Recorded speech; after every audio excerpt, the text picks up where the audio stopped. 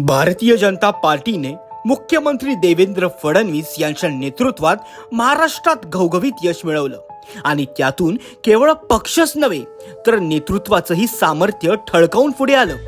महाराष्ट्रात आतापर्यंत जे कुणाला साध्य झालं नव्हतं ते फडणवीसांनी करून दाखवलं।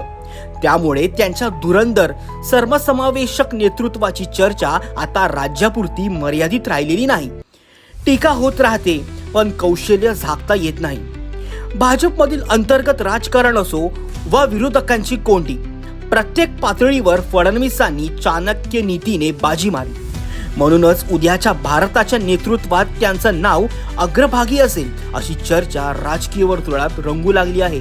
देवेंद्र फडणवीस यांनी संपूर्ण महाराष्ट्र पिंजून काढला, विकास कामे लोकांपर्यंत पोहोचवली आणि ती आपल्या भाषणातून सतत मांडली। भाजपनं हेही सिद्ध केलं की आता मित्रपक्षांचीही देखील भाजपला गरज नाही। अनेक महापालिकांवर देवेंद्र फडणवीसांनी एक हाती सत्ता आणली। त्यांनी अतिशय आक्रमक आणि व्यापक प्रचार मोहीम राबवली। त्याने सुमारे 77 इव्हेंट्स आयोजित केले, ज्यात 37 प्रमुख जाहीर सभा आणि रोड शोचा समावेश होता। मुंबईत 7, नागपूरमध्ये 5 तर पुणे, नाशिक, नवी मुंबई, ठाणे, अकोला, सोलापूर, लातूर, परभणी अशा अनेक शहरांमध्ये त्यांनी विकास, सुशासन आणि महायुतीच्या कामगिरीवर आधारित जोरदार सभा घेतल्या। शेवटच्या 20-25 दिवसातच त्यांनी 37हून अधिक रॅली आणि रोड शो केले, ज्यामुळे भाजपला राज्यातील बहुतांश महापालिकांमध्ये स्पष्ट बहुमत मिळवण्यात यश आलं। हा प्रचार इतका प्रभावी होता की त्यांना वन मॅन आर्मी म्हणून ओळखले जाऊ लागले। ठाकरेंचा गड मुंबईसह देवेंद्र फडणवीसांनी पवारांचा गड पिंपरी चिंचवड आणि पुणे देखील जिंकले।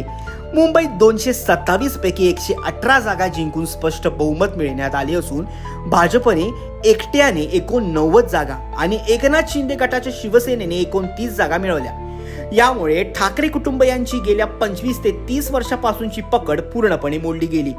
फडणवीस यांनी विकासाच्या मुद्द्यावर भर देत मेट्रो, अटल सेतू, किनारी रस्ता आणि बीडीडी चाळ पुनर्वसन सारख्या प्रकल्पांची आठवण करून दिली। त्यांनी मुंबईत जोरदार प्रचार केला, अनेक सभा आणि रोड शो घेतले।